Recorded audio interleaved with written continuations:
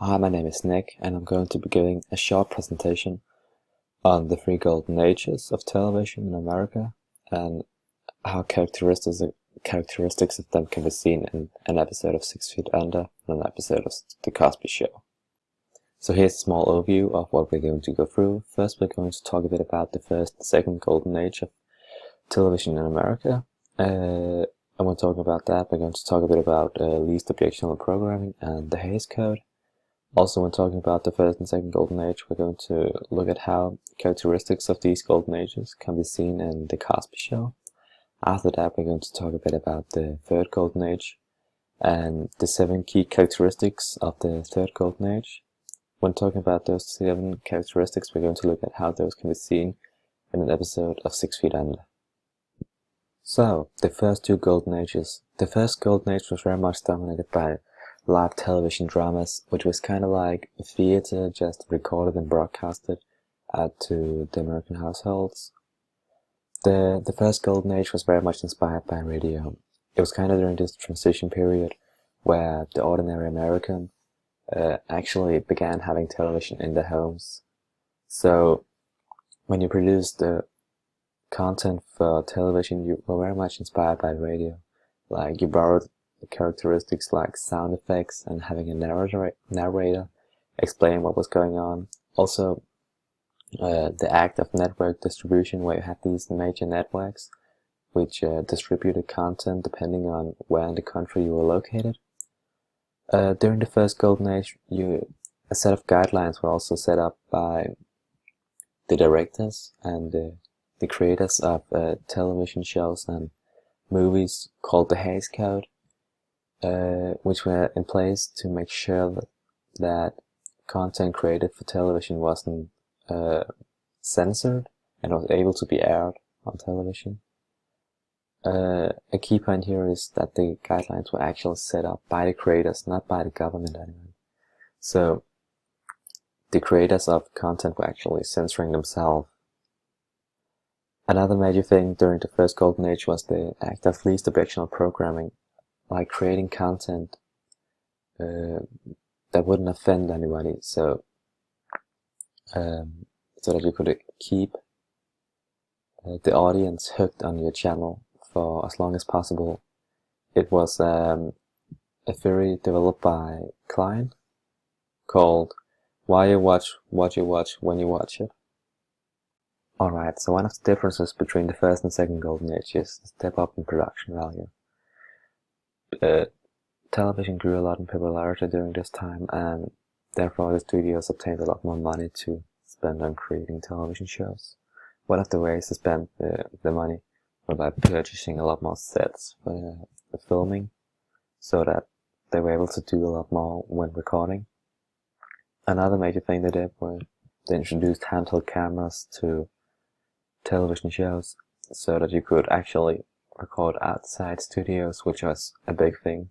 But the major difference between the first and second golden age were that during the second golden age they started exploring a lot more new themes that they weren't able to do in the first golden age.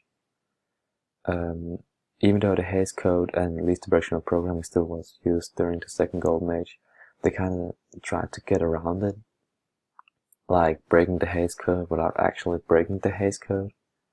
Like in Twin Peaks, they did some stuff that you probably wouldn't have accepted during the first golden age. So that kind of made the difference between the first and second golden age. Alright, so I watched the second episode of the first season of The Cosby Show, and that episode very much lived up to the Hays Code. During the episode there was no sex, no vulgarity, no violence, or anything that might offend the average viewer. Something though that might offend someone during the 80s was that the lead role was actually a black male. And during the 80s, when the show was created, racism was still a thing. Like, definitely not at its worst, but definitely not as acceptable as it is today. So that's something that might offend. But having a lead black male during the 80s was a very good thing to help counter racism, because The Cosby Show depicted a black male as a doctor, which they usually don't do in sitcoms during the 80s. There, the black man was usually just there to be this funny guy with a funny twist, but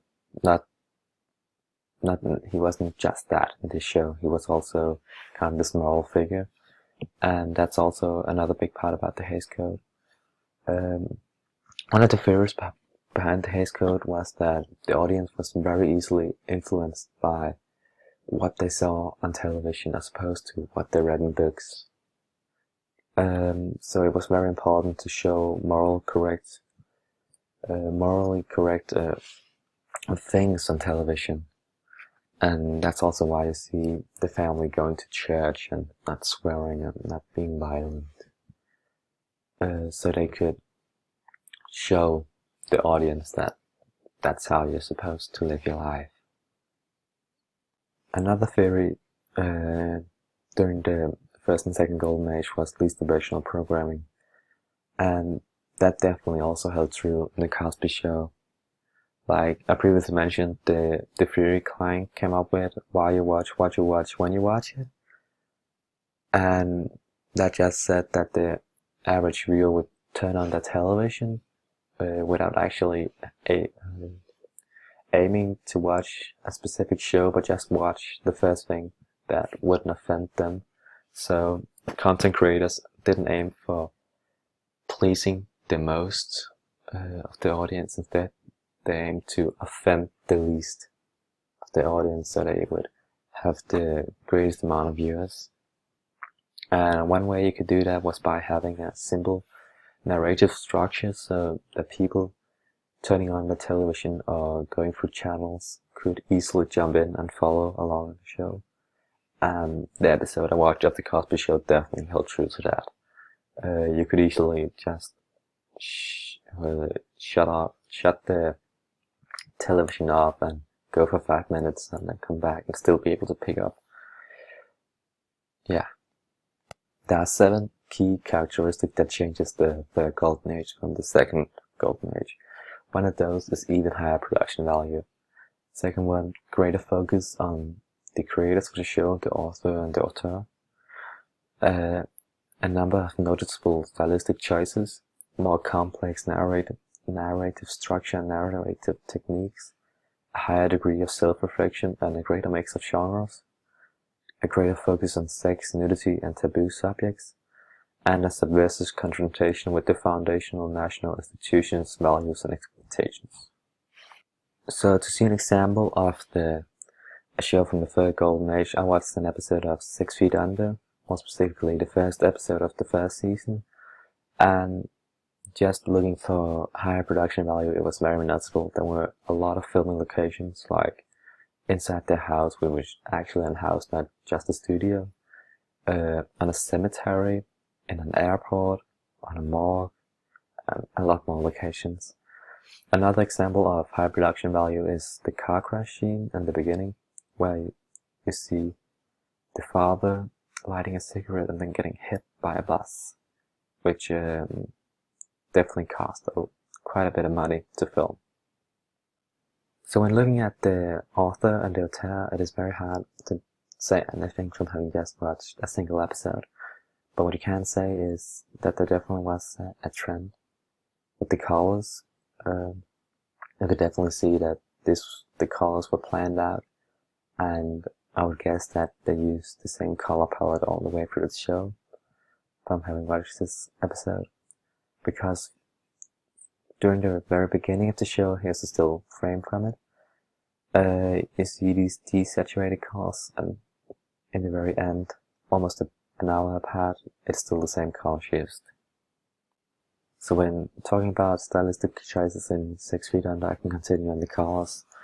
The colors in the show are very desaturated and kind of lifeless, as I mentioned before, which very much makes sense, because the whole theme of the episode is the father dying and the family working in a morgue and burying people. But the colors kind of change up during the flashbacks, and they become desaturated and happy memories. So that's kind of interesting. And also just using flashbacks to show how the family had it with their father during the childhood is also very entertaining. So when talking about the narrative structure of the show, well, they did use some flashbacks during the show, but otherwise the narrative techniques and structures were kind of straightforward. If you were to jump in during the middle of the show, you'll probably be a little lost during the beginning, but the show is so complex that you wouldn't be able to catch up quite quickly. So self-reflectivity and genre habitude and 6 Feet Under. Well, the first episode at least has these weird adverts, 3 of them through the whole episode, which talk about products you can use in a morgue, and they completely changed the color palette for those, and it kind of steps a bit out of the show and creates this layer above it, so it kind of breaks the fourth wall, and it's kind of meta. When talking about genre heredity, the show is kind of a mix between a drama, a family drama, but still having some comedic twists, like having the father sit in on Hawaii shirt, drinking from a coconut, watching his own funeral.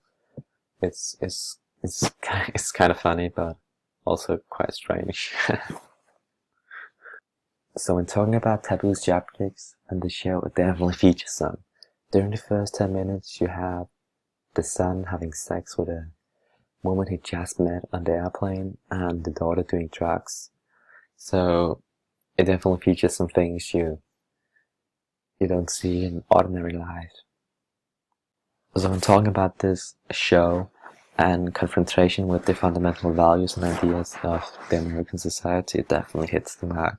It depicts this imperfect family with the husband being kind of paranoid and not letting his children do anything, and also shows him focusing too much on his job, also now being dead and unable to take care of his family, and the wife cheating on her husband, one of the sons being homosexual and too controlling, the second of the sons running away from his family when he was young and dropping out of school, and the daughter doing drugs and God knows what. It also kind of breaks up with how funerals are held in the Western society as compared to Italy. I think the other son, Nate, mentioned that he saw a funeral and how they focus a lot on emotions and such down there. But in America, they focus a lot about hiding the emotions and making the funeral seem so clinical and clean as possible. So it definitely opens up for some discussion. Also, just the way the father died, smoking and not paying attention while driving, definitely shows how smoking, kind of metaphorically shows how smoking kills you, but also how not paying attention while driving can be fatal. Yeah. So this show definitely brings out a lot of subjects that you could discuss, and yeah, that's kind of all I had for the golden ages of American television and The Cosby Show and 6 Feet Under. Yes.